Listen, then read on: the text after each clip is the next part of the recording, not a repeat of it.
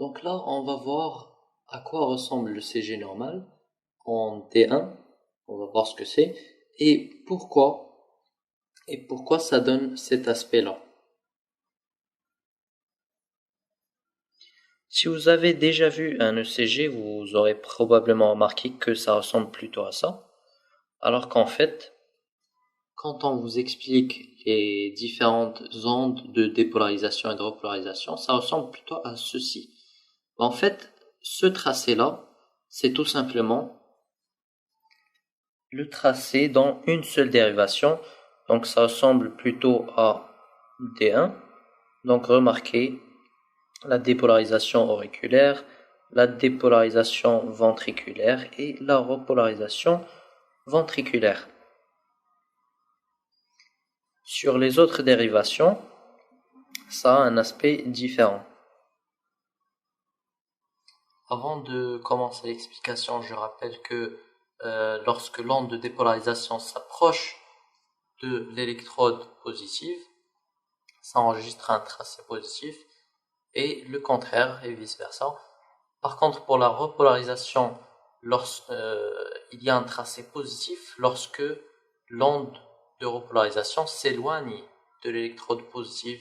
Donc c'est le contraire à la dépolarisation, bien sûr.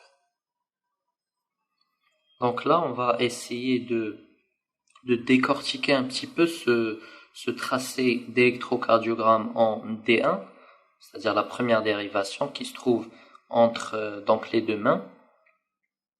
Et à partir de D1, vous pourrez déduire ce qui se passe un petit peu lors des autres dérivations. Donc là, on va voir un petit peu comment le trajet électrique au niveau du cœur donne le tracé qu'on connaît. Donc déjà, comment ça commence? Ça commence par la dépolarisation de l'auricule. Donc déjà, je mets la dérivation D1, qui est un petit peu comme ça. Et là, on a la dépolarisation de l'auricule qui se fait grossièrement comme ceci. Donc vous voyez que ça se fait vers D1. Et donc, comme on a vu au début, une dépolarisation qui se fait vers l'électrode positive, qui est ici, ça va nous obtenir un tracé qui est positif. Là, j'ajoute une précision, c'est que la première moitié de l'onde P, c'est pour l'oreillette droite, et la deuxième moitié, vu que l'oreillette gauche reçoit la dépolarisation plus tard que l'oreillette droite, c'est cette deuxième moitié de l'onde P. Ok. Donc après ça, une fois qu'il y a eu la dépolarisation auriculaire, qu'est-ce qui va se passer? Ça va passer à travers le faisceau de His.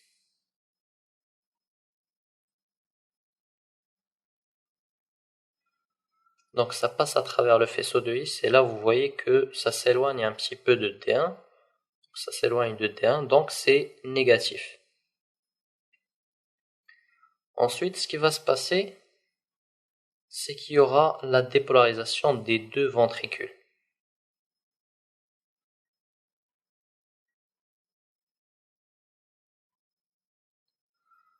Donc pour la dépolarisation du ventricule gauche, comme il est plus gros, donc elle est plus grande que celle du ventricule droit, et donc c'est celle qui va être le plus visible au niveau de l'ECG. Et remarquez qu'elle s'approche de l'électrode positive, et donc il y a une onde positive qui est enregistrée. Maintenant, lors de la repolarisation,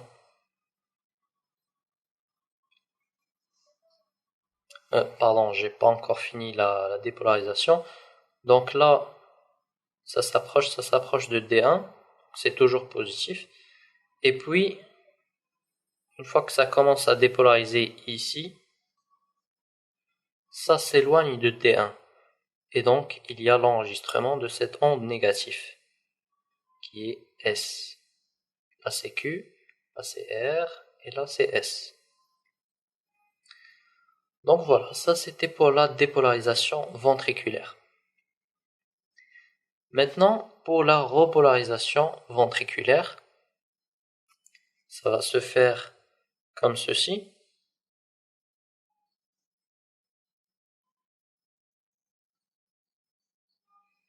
Et remarquez comme ça va vers D1. Or, c'est une onde de repolarisation. Et donc comme ça s'approche de D1, normalement, ça enregistrerait une onde négative. Mais comme c'est juste une partie du ventricule gauche, et que la repolarisation, c'est principalement de cette grosse partie, et qui se fait en s'éloignant de D1, donc il y aura une onde positive D de repolarisation du ventricule. Donc là, j'en profite pour ajouter une astuce pour se rappeler donc de Q, de R et de S. Q, c'est la première négativité. Donc là, remarquez que c'est isoélectrique, c'est-à-dire que c'est ni positif ni négatif. Donc là, je mets un petit 0. Et puis là, l'onde Q, c'est la première négativité.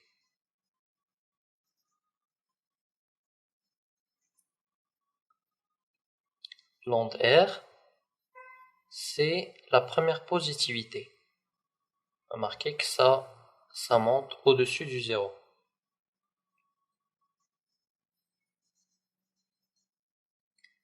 Et puis pour l'onde S, c'est la première négativité après la positivité. Positivité de R, et puis là, le S, c'est la première négativité après la positivité.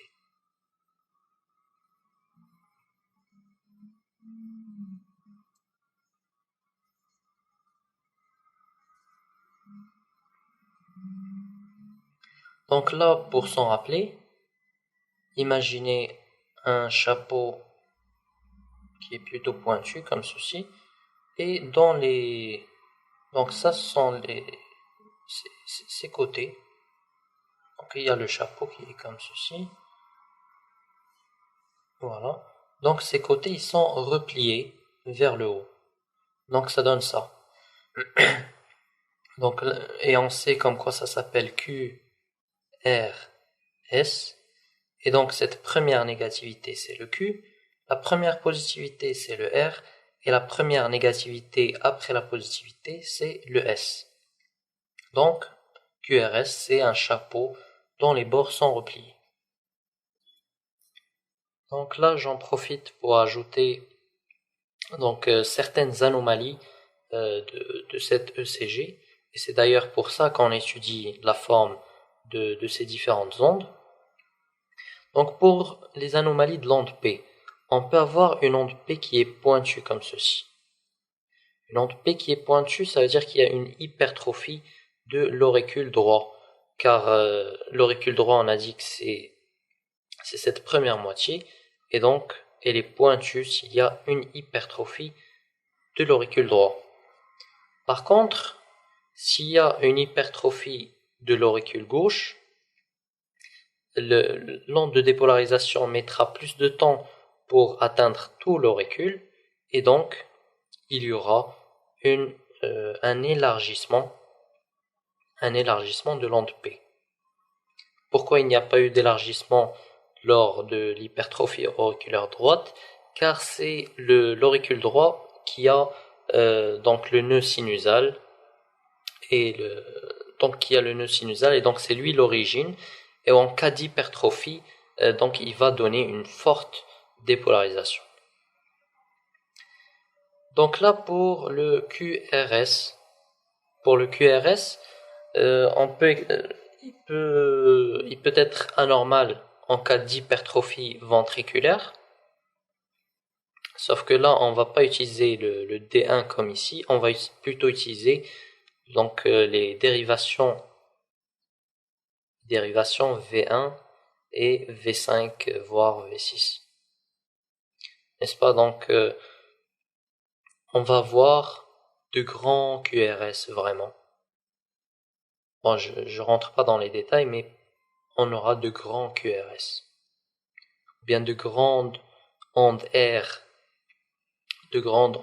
en V1, alors que normalement c'est le S qui devrait être plus grand.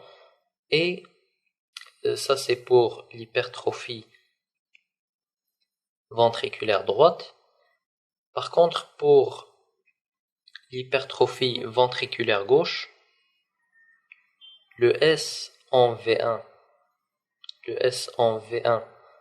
et la somme du S en V1 et donc du R en V5, V6, elle sera supérieure à 35 mm. Tout en sachant que S est très grande en V1, c'est pour ça qu'on l'a prise en V1, et R est très grande en V5, V6, c'est pour ça qu'on la prend ici. Et donc on fait leur somme à toutes les deux, et si c'est supérieur à 35 mm, on parle alors d'hypertrophie ventriculaire gauche.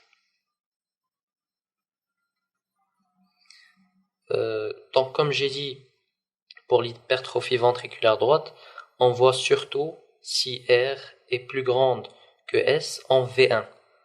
Rappelez-vous, comme quoi R c'est pour right, et donc c'est pour ça qu'on choisit, enfin c'est pas pour ça mais c'est une astuce, donc c'est pour ça qu'on choisit que le R soit plus grand que S en V1.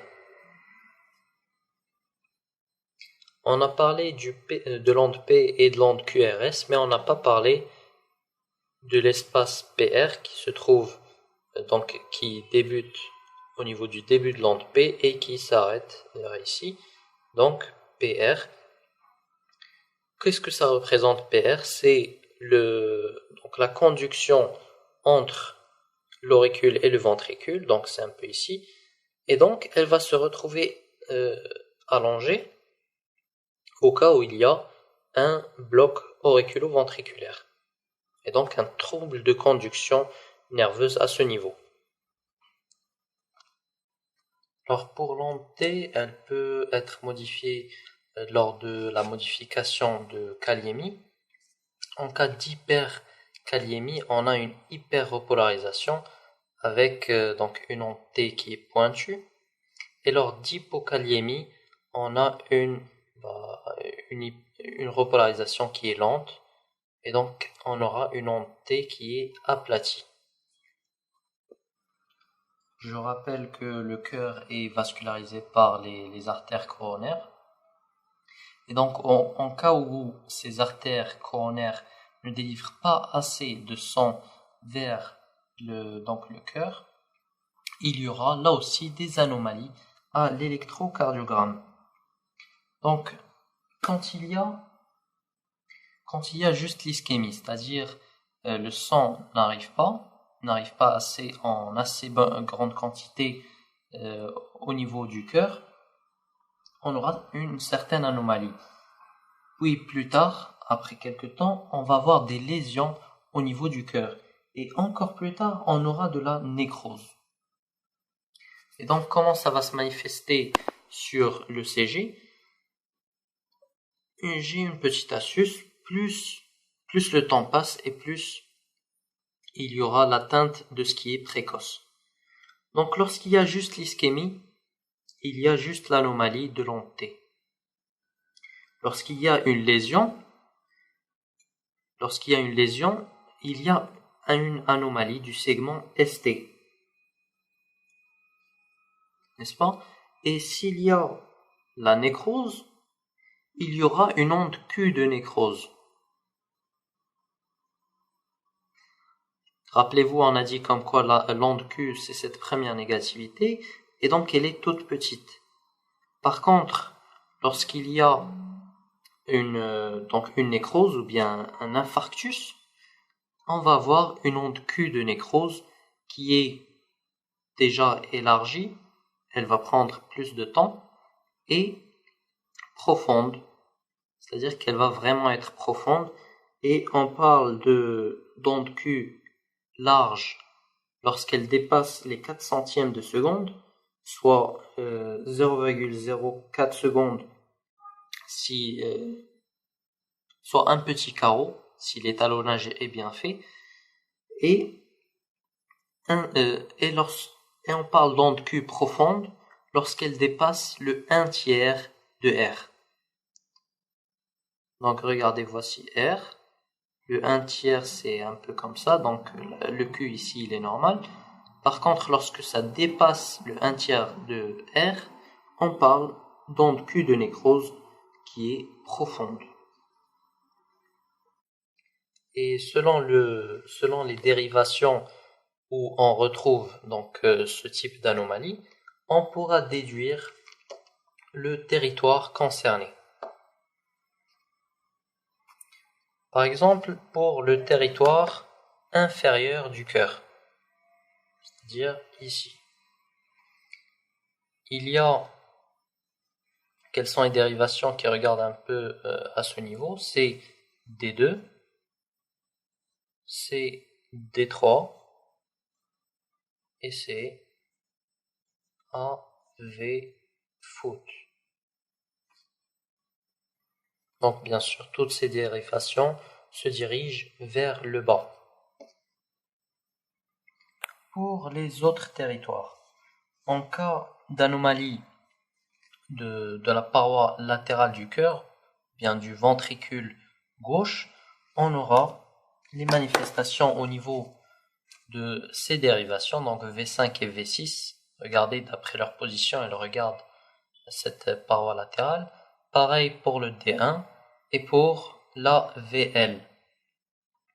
Pour information, si vous ne le connaissez pas déjà, ce A, c'est pour augmented. Tout simplement parce que ces dérivations VL, VR et VFoot, si elles n'étaient pas amplifiées, on ne les verrait pas bien sur le CG. Donc elles sont amplifiées ou bien augmented. Voilà, donc ça c'est pour les dérivations du ventricule gauche, ou bien aussi appelées dérivation latérale. Pour ce qui est antérieur, c'est par V3 et V4. Donc regardez, d'après leur position, vous pouvez deviner un petit peu. Et pour le septum, c'est plutôt V1 et V2. Notez que, bon, d'après certaines sources, ce n'est pas mentionné, mais pour le ventricule droit, on peut voir, par exemple, au cas où de son infarctus, un infarctus du territoire droit, on le verra sur V1, mais aussi sur D3. Je ne sais pas là encore si vous avez remarqué, mais je n'ai pas parlé du tout de AV right.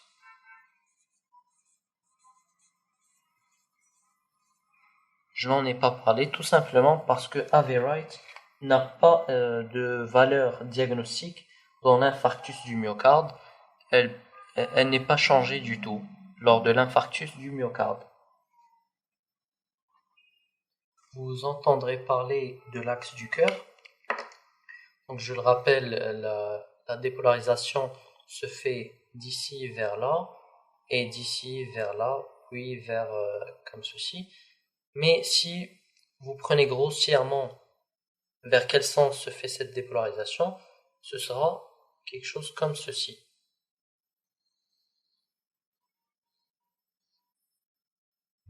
N'est-ce pas? Donc normalement, cette dépolarisation grossière s'appelle l'axe du cœur.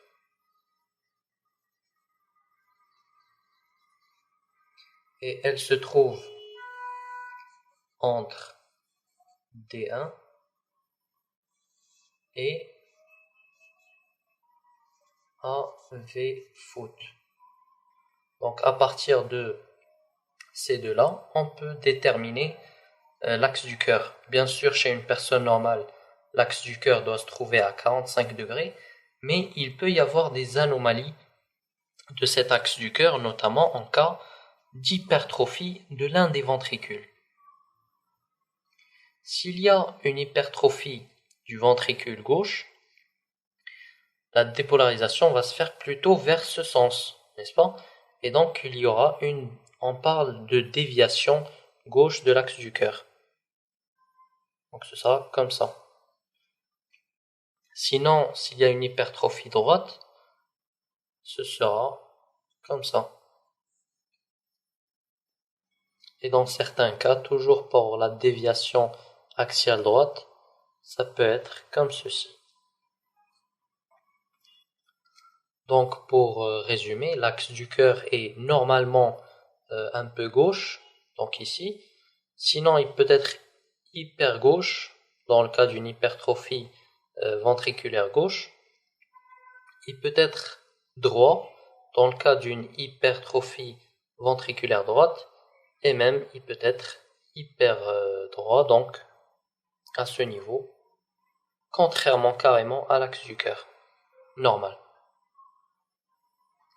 Maintenant, la question, c'est comment déterminer l'axe du cœur à partir de l'électrocardiogramme. Donc, si on va voir l'aspect du QRS au niveau de D1 et au niveau de AVF. S'il est plutôt positif en D1, donc s'il est comme ceci, il est plutôt positif en D1 et donc on va tracer D1 comme ceci.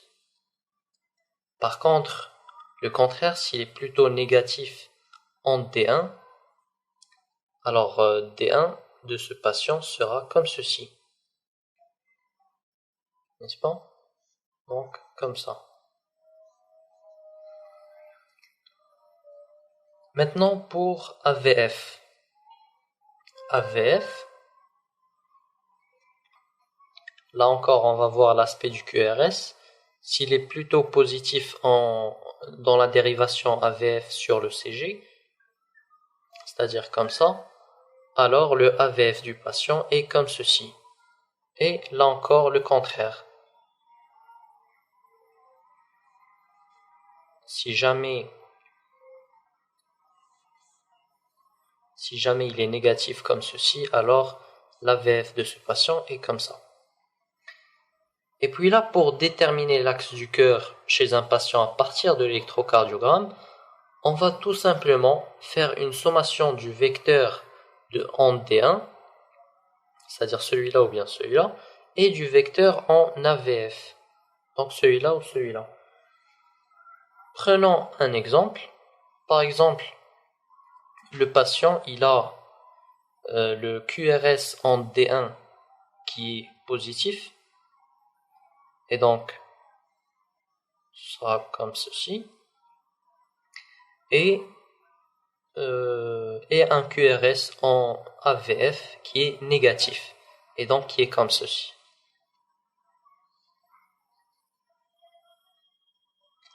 Donc si on fait la sommation des deux vecteurs,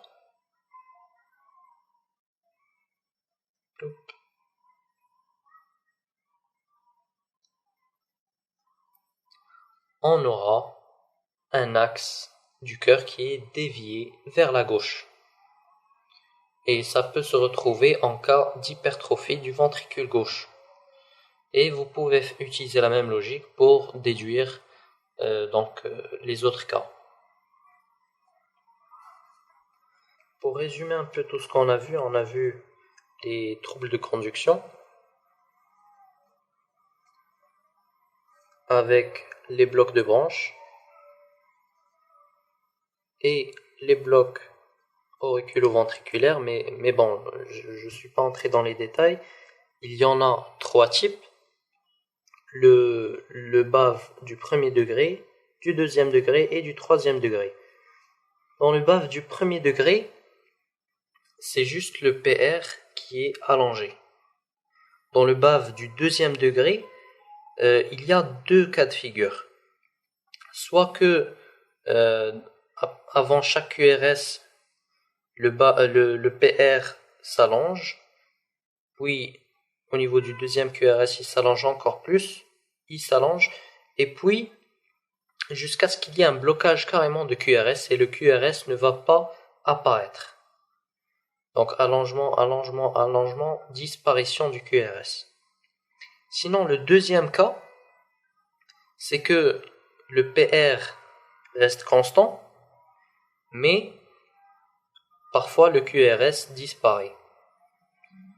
Donc, PR normal, PR normal, PR normal, QRS disparaît.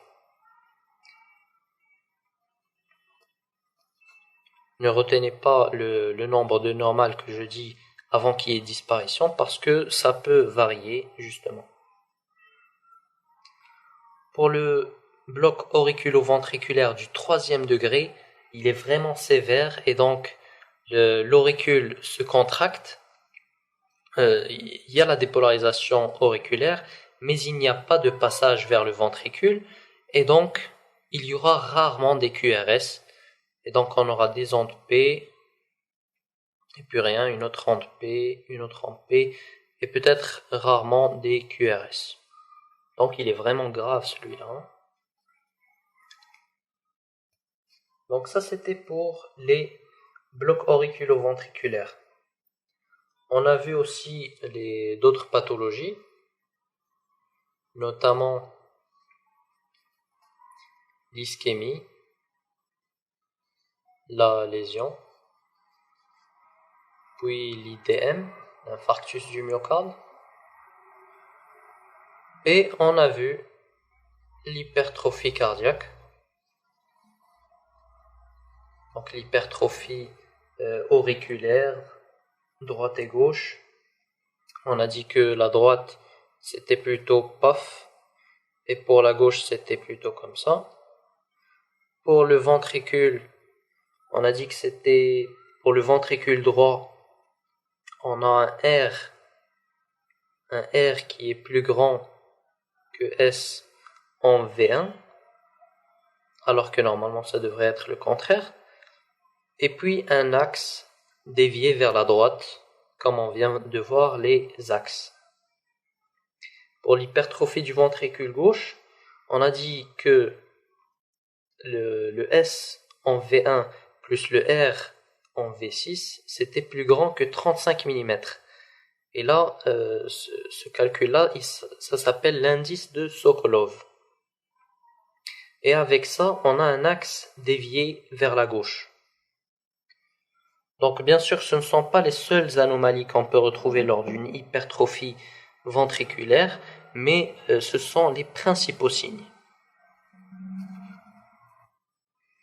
Pour ces trois types de lésions, pour ces trois types de pathologies, on a vu que plus c'était grave et plus ça allait toucher plus précocement le cœur.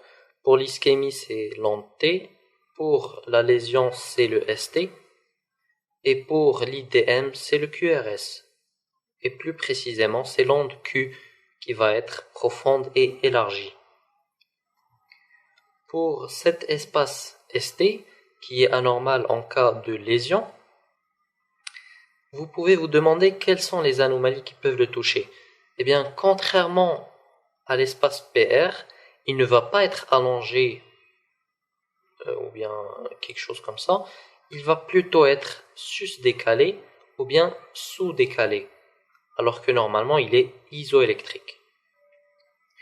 Donc, il va être sus-décalé en cas de lésion sous-épicardique et il va être sous-décalé en cas de lésion sous-endocardique. Comment s'en rappeler? J'ai ma petite astuce. Donc le ST, sus-décalage, et puis sous-décalage. Rappelez-vous ici de sucette.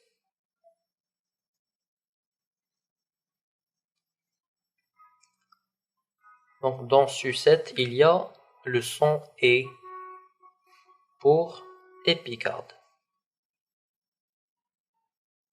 C'est-à-dire que la lésion, c'est-à-dire que plutôt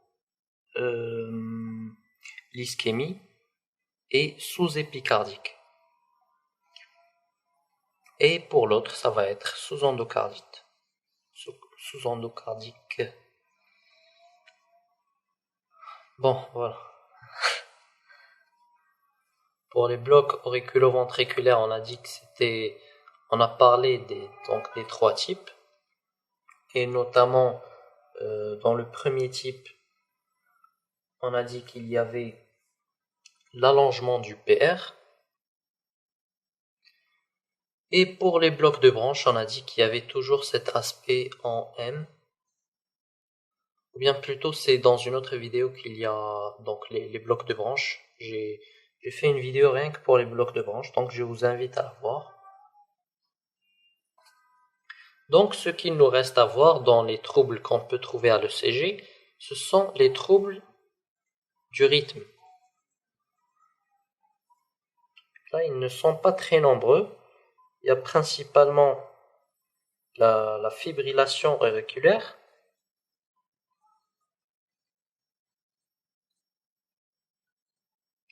n'est-ce pas, le flotteur auriculaire, et puis la fibrillation ventriculaire.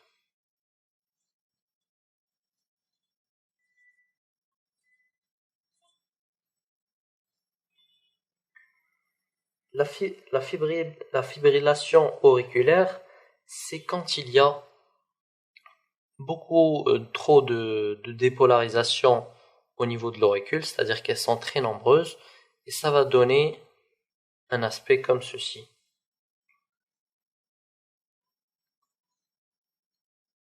Chacune de ces petites bosses représentant une dépolarisation auriculaire. Maintenant, pour le flotteur, c'est un peu pareil. Il y a beaucoup trop de dépolarisation, c'est-à-dire qu'elles sont plus nombreuses, de dépolarisation auriculaire, sauf que l'aspect, il est plus organisé, plus esthétique, disons. Mais c'est plus ou moins la même chose. Pour la fibrillation ventriculaire, donc déjà il y a trop de contractions ventriculaires. Ça va donner quelque chose comme ça.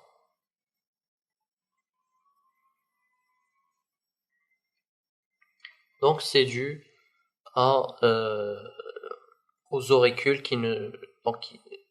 dont les pacemakers ne travaillent plus bien. Ça peut arriver notamment en cas d'infarctus, n'est-ce pas? Et notez que la fibrillation auriculaire, ça donne ce qu'on appelle l'ACFA, qui est l'arythmie cardiaque par fibrillation auriculaire. C'est-à-dire que le cœur, il se contracte n'importe comment, et voilà, ça peut donner des soucis. Là, vous pouvez vous demander pourquoi est-ce qu'il n'y a pas de contraction ventriculaire chaque fois qu'il y a une contraction auriculaire. La réponse est simple, c'est parce que la dépolarisation vient de passer à travers le nœud auriculo-ventriculaire après qu'il y ait eu une contraction, c'est-à-dire un passage, et elles sont toujours sous l'effet de cette dépolarisation et elles ne peuvent pas être dépolarisées à nouveau avant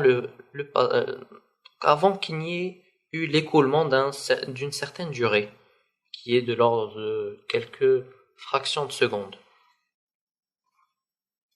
Et donc une fois ce temps écoulé, il pourra y avoir à nouveau cette dépolarisation ventriculaire.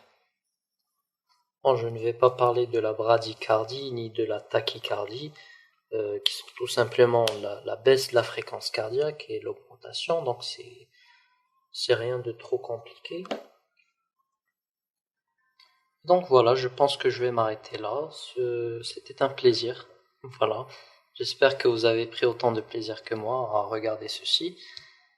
Et donc voilà, n'oubliez pas de partager avec vos amis et vous abonner à la chaîne si ce n'est pas déjà fait. Et de partager la chaîne sur les différents groupes Facebook, etc. N'oubliez pas de laisser Vous avez aimé cette vidéo, sachez qu'il y en a d'autres ici ou bien là et que vous pouvez être au courant du neuf en cliquant ici et que vous pouvez faire tout plein de trucs sympas en cliquant un peu partout par là. Et dorénavant, Study Smart.